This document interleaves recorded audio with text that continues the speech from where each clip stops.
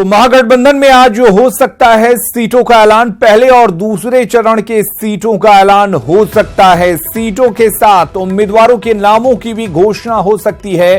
सूत्रों के मुताबिक नवादा, भागलपुर और बांका सीट आरजेडी के हिस्से में आ सकती है। किशनगंज, पूर्णिया और कटिहार से कांग्रेस उम्मीदवार उतार सकती है चुनाव। आपको बता दें, गया और औरंगाबाद सीट हिंदुस्तानी अवाम मोर्चा के खाते में आ सकता है। जमुई सीट आरएलएसपी के खाते में जा सकती है।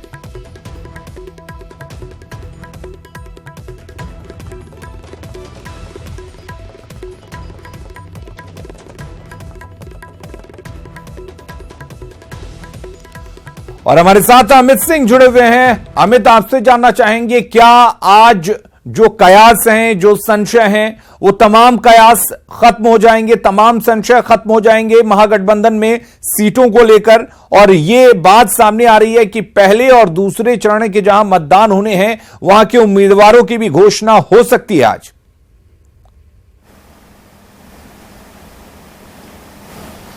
देखिए अलीम, अगर पूरी तौर पे कहा जाए कि महागठबंधन का पेच अगर सुलझ गया है तो ये कहना सही नहीं है, क्योंकि पेच जरूर बना हुआ है, उलझने अभी भी है।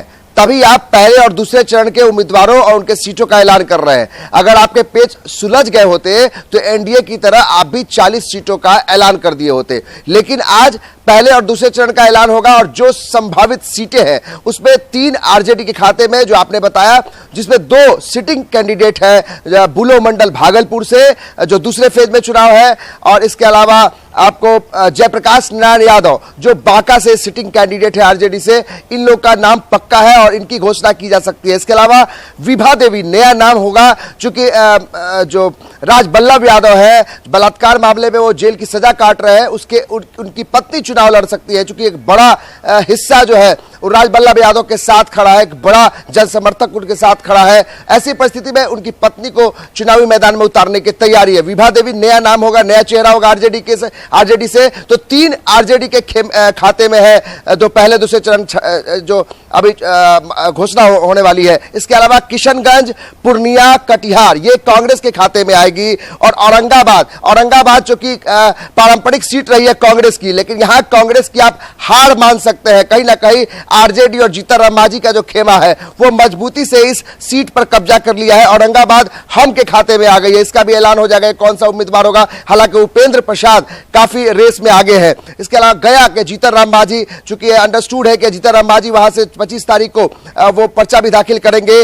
और जो जमुई की सीट है, जमुई की सीट हम कहना चाहते हैं कि जमुई की सीट जो है वो पहले आरजेडी के खाते में थी, लेकिन रालोसपा ने उस पर दावा ठोका है और रालोसपा के खाते में वो जा रही है आरएलएसपी सीट। वहां से उदय नारायण चौधरी एक प्रबल दावेदार है जो शरद यादव की पार्टी लोकतांत्रिक जनता दल के साथ है। तो ऐसी परिस्थिति में हालांकि नाम का ऐलान अभी कह नहीं सकते हैं, आधिकारिक पुष्टि नहीं है, लेकिन यह जरूर है कि रालोसपा के खाते में जा रही है। तो 9 सीटों का ऐलान हो जाएगा, जो 2 चरणों में पहले और दूसरे चरण में मतदान होने हैं। वहां के 9 सीटों का ऐलान आज कर दिया जाएगा। तेजस्वी यादव, साथ में जीतनराम मांझी, शरद यादव कुछ क्षणों बाद पटना पहुंचने वाले हैं, उपेंद्र कुशवाहा, सभी लोग रहेंगे। कांग्रेस के तरफ से कौन नेता होगा वहां पे ये अभी कहना मुश्किल है, लेकिन इतना जरूर है कि महागठबंधन का पूरा पेच अगर सुलझने की बात कहते हैं तो वो हम अभी ये कह नहीं सकते, लेकिन कहीं ना कहीं पेच उलझा हुआ है। और ऐसी परिस्थिति में 9 सीटों का ही ऐलान किया जा रहा है, क्योंकि जो मधुबनी और दरभंगा में जो पेच फंसा हुआ है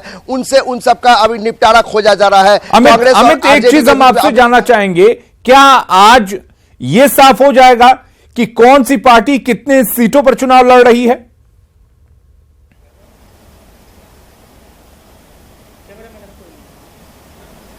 देखिए, इस बात का भी खुलासा ये लोग नहीं करेंगे, इसलिए नहीं करेंगे क्योंकि कई जगहों पे जो पेच फंसा हुआ, हम बात इसलिए कर रहे थे कि दरभंगा और मधुबनी 2 ऐसी सीटें हैं जहां की कांग्रेस भी दावा ठोक रही है, आरजेडी भी दावा ठोक रही है।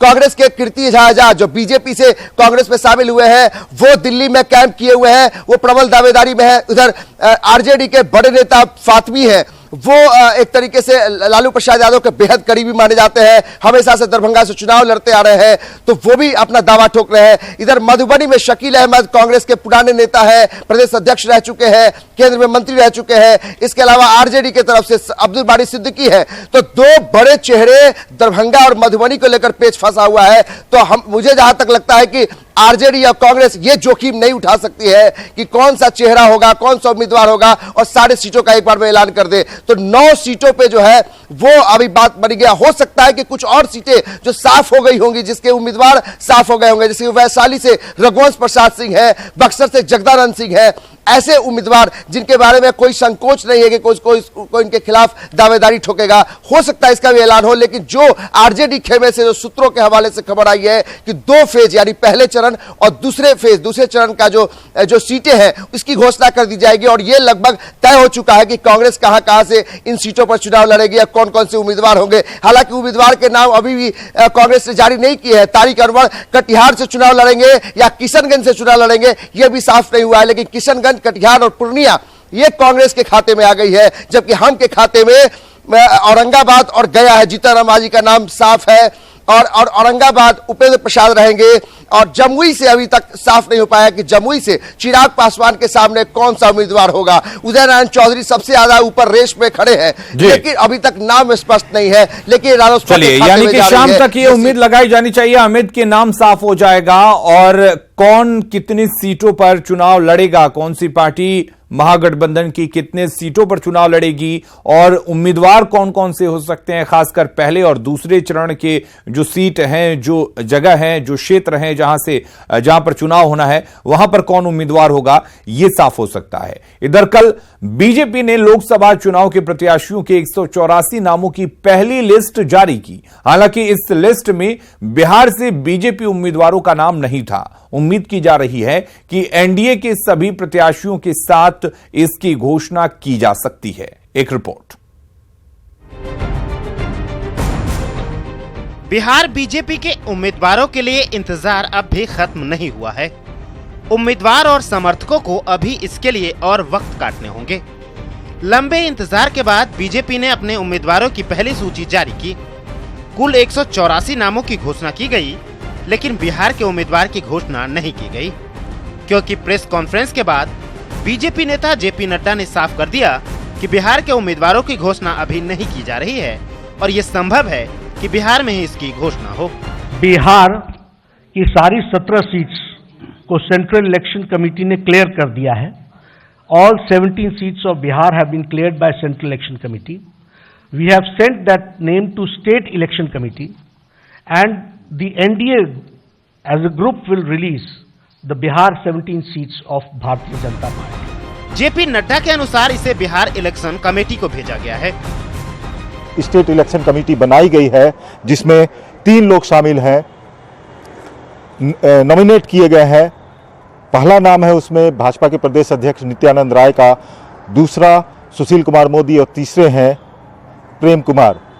इन तीनों के ऊपर छोड़ दिया है। यहाँ पर वो लोग 17 नामों की घोषणा करेंगे। बता दें कि बिहार में बीजेपी और जेडीयू दोनों ही पार्टी 17 सीटों पर चुनाव लड़ रही है, जबकि एलजेपी को 6 सीटें दी गई है। बिहार में लोकसभा के चुनाव 7 चरणों में होंगे, जिनमें पहले चरण में औरंगाबाद की सीट पर मतदान होना है, जो बीजेपी के खाते में है।